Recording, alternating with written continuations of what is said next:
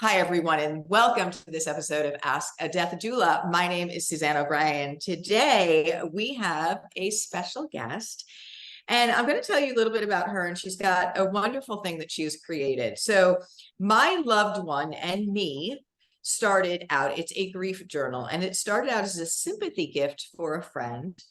And it is a guided journal to assist the grieving process by reflecting on how time spent with a loved one can help you to continue to move forward, something that we necessarily don't do right now. We're going to talk about why we are so stuck in complicated grief. This is Mary Landry, the author of that beautiful journal. To create it, Mary drew upon her professional design background, Tai Chi and Qigong, Chinese medicine training, which I adore, and a lifetime of intuitive experiences. As an instructional and graphic designer, she made the journal inviting and inclusive, regardless of belief systems.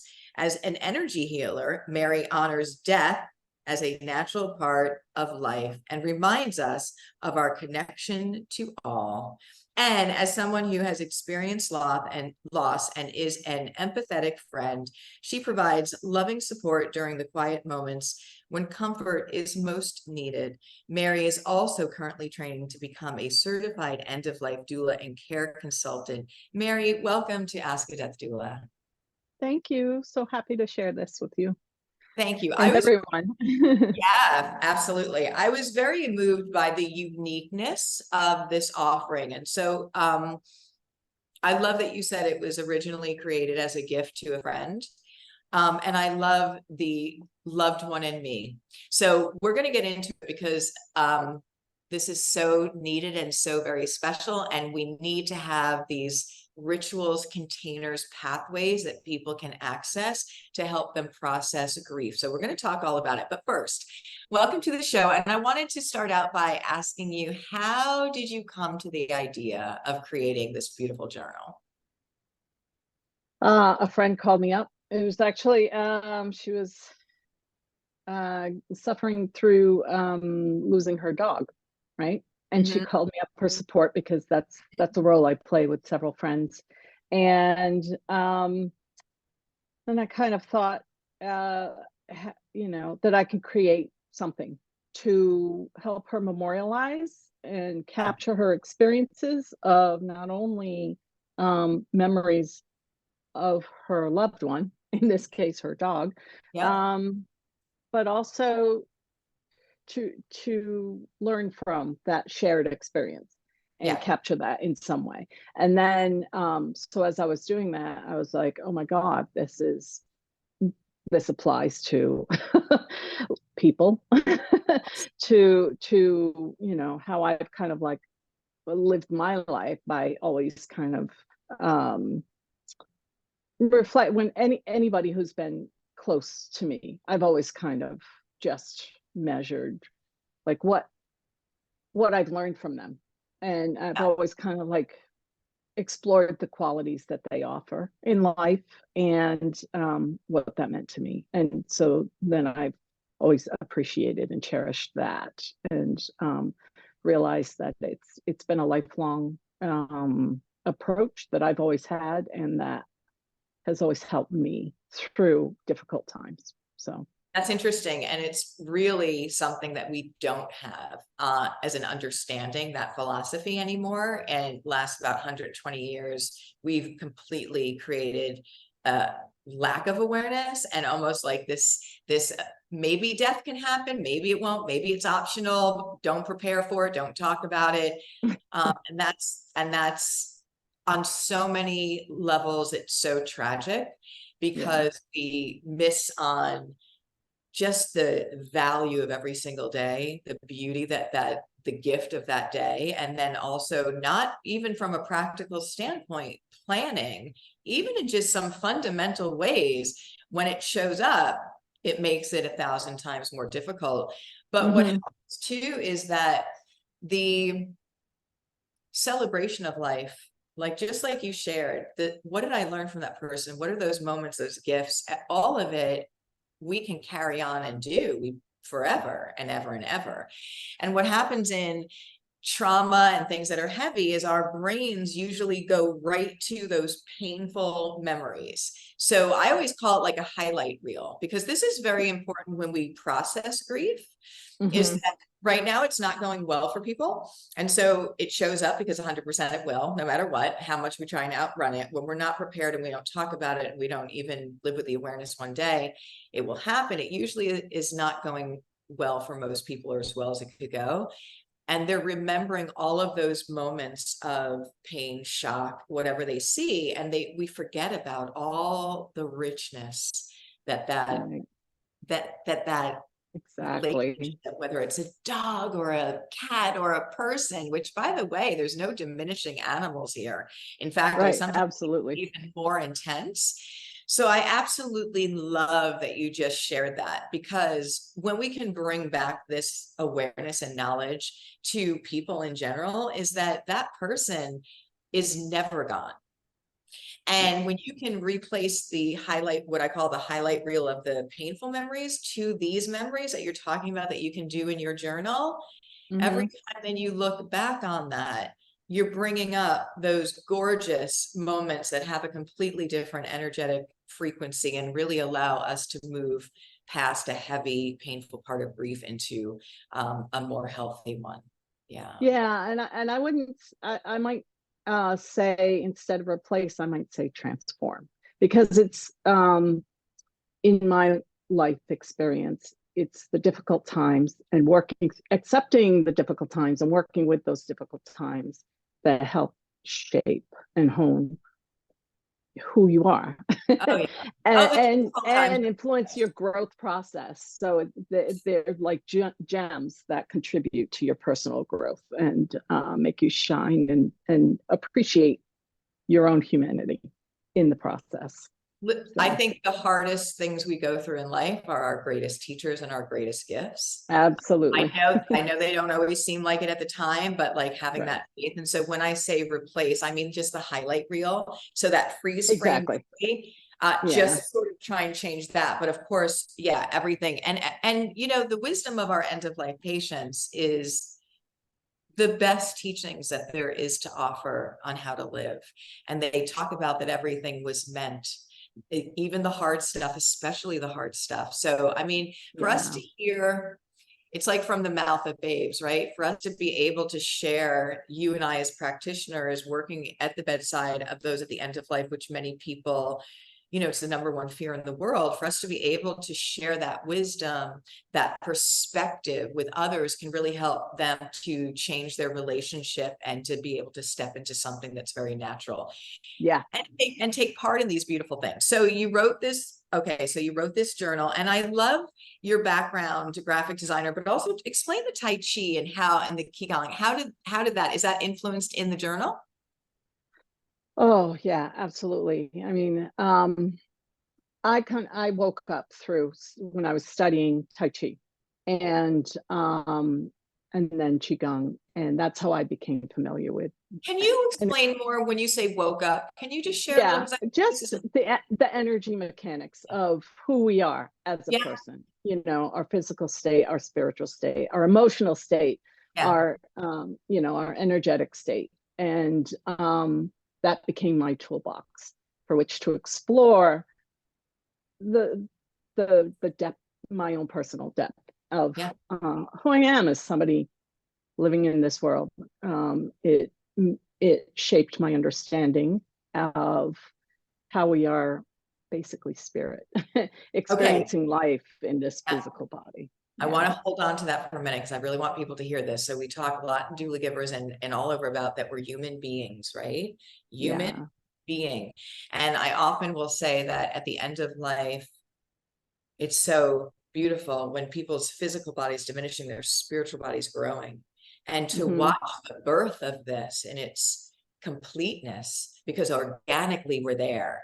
But for you, you just shared is everything for people to hear, because we can do practices to get in touch with our being part now, and it can allow us to access a part of us that is always at peace, that is always full, that is always in its completion, and then be able to, I don't want to say navigate, that's the wrong word, life. go through life with this beautiful pathway that is almost magical, because I've done the same thing. So when we have so much going on, and we do in the human experience and the world in that place, when we are able to have this as our path and our guide, because we stepped into it, we did the work, and we're trusting in that guidance, this journey is completely different. And I just want to share, this is what created all of doula givers, everything we do. It's because of that moment that working with hospice patients transformed me and allowed me to connect to that part that you're talking about, knowing the being part. And I said, oh, that's how this works. It's not what do I think, it's what do I feel from my heart. And I said, I'm never going to make another decision other than following that guidance, that knowing, and it keeps leading me on this magical path, and everyone has access to this. And I want everyone to know it's available, because it is difficult in this human experience, or it can be. And when you this place that's home, and this is again what end of life patients say, they say that we're not these bodies. I'm not this cancer, that there is no death. So I love that you gave, I think you gave a lot of listeners a real tool about Qigong and Tai Chi. And so to step into that, because I think people are like, well, how can I strengthen the relationship? Yeah. And so for me, that was my access point. I know that, you know, other people get it through prayer and meditation and yoga, and, you know, direct physical, like running, like the high from running. I mean, there's all these access points. And I got it from working in hospice and care. You got it. Absolutely. So the in addition to that, the Qigong, the Chinese medicine, I mean, I became aware of the energy mechanics, and then it also kind of lit me up as a teacher healer type of thing. And and so that gave me the foundation from which to then experience, you know, how I approached the experiences I had from my parents passing, and the grief process that I went through.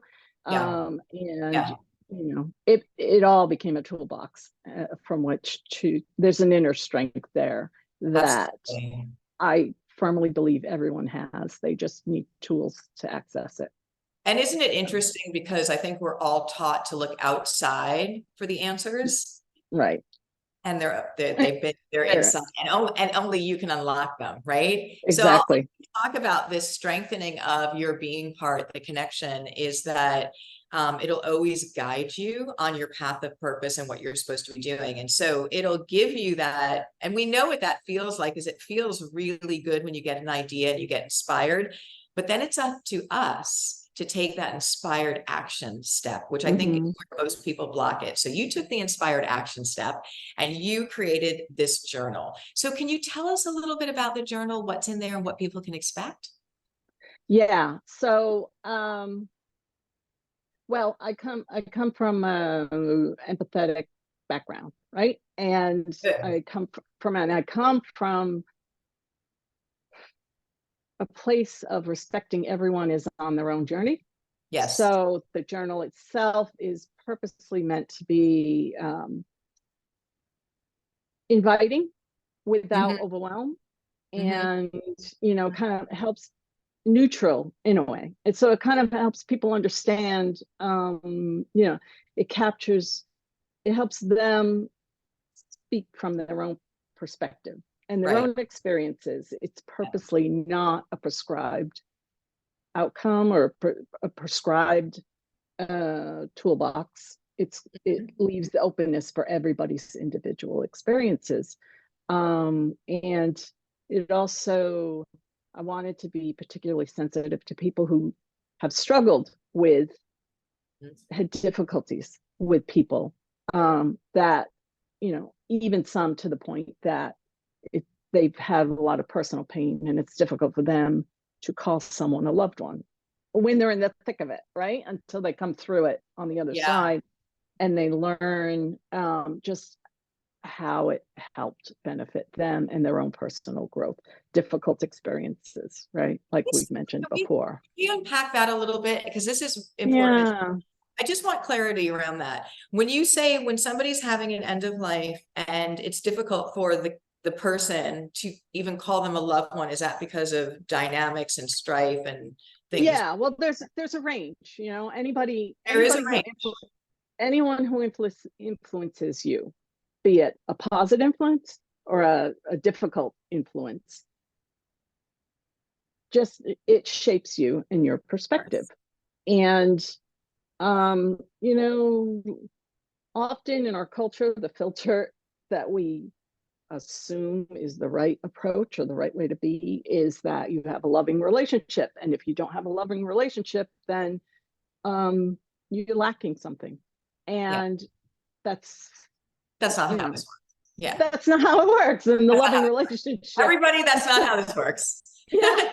You are perfectly you are perfectly perfect where you are. That's not how this works, right? Yeah. Exactly. And so I want to help encourage people I to love understand that dynamic is, yes. you know, yeah, it's really all it's a filter that you just have to work through. And I think like the more we talk about being honest and authentic, just in this whole human experience, because everyone's just putting shiny posts up on social media. I'm not going to and that's not real either, guys. That's not how it works. So yeah. And you know, I often will say that grief has no set way and no set timeline, and that's perfect. The way that people grieve is the perfect way for them, and I love that you gave that. But I also want to talk a little bit more about this, and it's very true because we have a lot of families that this applies to, because it's what it is. This is how it works, is that they did not have a close relationship or maybe a very loving, positive relationship with a loved one, and now that loved one's dying. Are they required that they have to actually show up and do the care? I mean, it's going to be different for everyone, but I want people to know that that is not a given. That is not, just because this is your family member, relative, that it's not a given that you need to show up and do that. If you don't feel that that's safe or healthy or whatever that is, it is perfect. There are other ways that that person can get the care. Because I had this show up. And so I think that's important because I think we assume that, oh, well, it's our parent, we have to. Not always, not necessarily. Yeah. So I think that was great that you let that gift in there, because that's a big one. And the more we have conversations around the truth around not only end of life, but life, the more healthy we can have this experience. And it's really important to do that, because everyone is, again, looking to what's being posted as reality, and that's not reality. So we have or when someone passes, you know, we memorialize the positive aspects of that person, you know, we kind of like let go of the stuff that is not so bright and shiny, and but they exist. And at the time, I mean, at the time of my dad's passing, he was the first person, you know, both my parents lived to 90 and older. And so and my dad was the first one to pass. And at the time of my dad's passing, I was working with a shaman, and I said, oh, my dad's about to pass. What can I do? What should I do? And because you know, at this point I had a lot of energy mechanics and massage techniques, and I knew I could help him pass. And she said to me, he's on his way. This is about your personal journey. And what an eye-opener. So to me, so when I went through it, 5 other siblings, right? I saw them go through their own personal journeys, their own reactions to his passing, and I kind of saw it through the filter of like, everybody's on their own pathway, and they're gonna experience it however they're gonna experience it. There's some common overlap, often not. So, you know. And isn't that fascinating? You know, when we work at end of life, you could have, you know, 7 people in the family, and each person is having their own unique relationship with that same end of life experience. Because of their, and it can be, and usually is very different. So I love that. I do want to share a little bit about what Oprah said, because again, I always say if Oprah doesn't know what to do, none of us know what to do. This is I love Oprah. but this is important because end of life doesn't care who you are, how much money you Yeah. have, look like, it's the unifier in our humanity. And many people, she talks about it all the time, that, she did not have a very healthy relationship, positive relationship with her birth mother. And her mother was dying, and she goes to see her. And she tells it, she's just such a good storyteller too. And she's just like, okay, so I'm there. And she's like, and I don't know what to say. So I start like looking at the pamphlets and the books and everything. And I'm just like, it's like, talk about how, the memories you had. She's like, I don't have any. She's like, I don't know what to do. She's like, okay, I'm going to go. And she's just like, all right, I don't know what, I'm going to go now. And her mom's like, okay, bye. And she knows she's close to dying. And she's just like, she Yeah. leaves. She's just like, no, that's not. She literally says she took a plane, said, I have to go back. Because she's like, you would tell other people, like, you were like, get back there. And she's like, but I just don't have the tools. And she went back again. And she had one of her friends who's this great, beautiful gospel singer sing Amazing Grace, and something opened for her, like you talked about. And she said to her, they kind of got it. Like there's something happened energetically there. And her mother was really feeling that beautiful song. And she said, I wish you only peace. I wish you only peace and, love. And I think that no matter how complex, and they're meant to be complex for the learning of these relationships, which there's probably nothing more complex than parents, or at least they're on the top tier. Yeah. When you can wish somebody peace, I think we can all, no matter what that looks like, I think that's it's just a great offering, because again, it's about us. And it frees us in that same moment, but it also can provide, and you don't even have to physically be in the room with somebody to offer them that. But I think we can all reach into our hearts and offer others peace, whatever that means for them, because we're all on our individual journeys. So yeah, the heart is the pathway to that. The heart is the pathway to that. Grief and joy are experienced via the heart. And it's just, the heart's your compass, and it's whatever direction you point it at any given time is how you're going to experience something. Yeah, they've actually studied the heart energy, the frequency, and it's like 3 or 4 times greater than your brain. So it's really your heart guidance, which is where you want to dip into, and where you want to, take not only all of your direction, but just, sit in that energetic frequency, because it's so beautiful. I love the fact that your book, your journal, is meeting people exactly where they are, and it's for each. That is so rich. That is so important. And I love journaling because it's only for you. You don't have to show it to anyone, and you can be as clear and honest, and you've given everyone a gift to meet themselves right exactly where they are. And that is perfect, because that is what we need to do, not only in the journal, but with each other in the world, meeting each other right now, no judgment. So Mary, I love that. Can I also just say, if you've had healthy relationships with and that would be great, who's passed, right? You're going to experience, you may experience a sense of loss that is a void. Like, there's for a parent losing a child. I mean, there's a sense of purpose, a void that's created from that sense of purpose that's gone.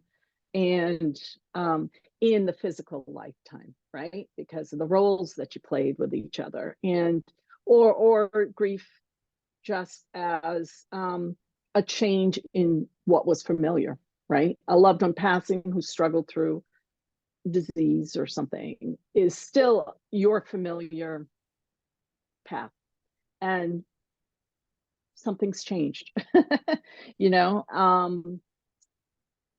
You still got to work through that, and there's inner strength, and then there's the gifts from the person who has passed, who can support you through your journey if you remain open-hearted, and don't close down.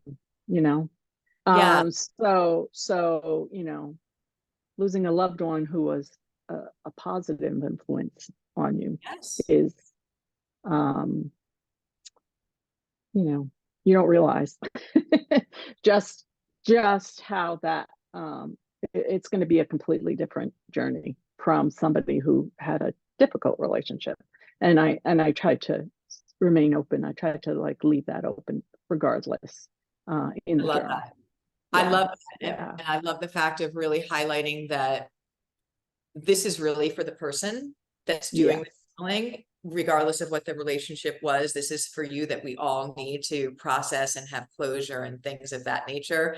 And just from a higher frequency perspective, everything in our lives has meaning and has gifts. And we know that even especially the most painful things can be our greatest teachers if we can be able to access what it's trying to teach us from an evolution. So just keeping your heart open, loving yourself, caring for yourself, and knowing to be as good with yourself as you would be with your best friend or with somebody else.